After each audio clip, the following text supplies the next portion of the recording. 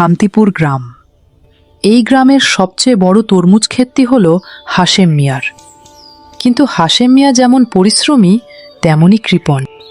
একদিন হাশেম মিয়া তার তরমুজ খেতে যান এবং বলেন, উফ, কি লাল আর মিষ্টি হবে এক একটা তরমুজ। সব হাটে নিয়ে বিক্রি করলে এবার আমার পকেট টাকায় ভরে যাবে। একটাও কাউকে ফ্রিতে দেব না।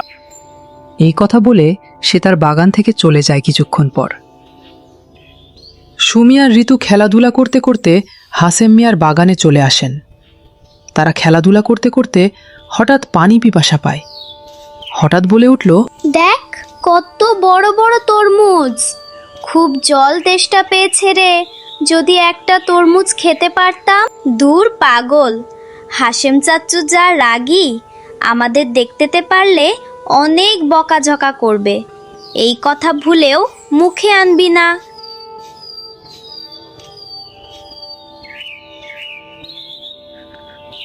এই, তোরা এখানে কি করিস? যা এখান থেকে। আমার ক্ষেতের দিকে নজর দিবি না একদম। যা এখান থেকে চলে যা তাড়াতাড়ি, না হলে দুটোকেই লাঠি পেটা করব। Part 2 coming.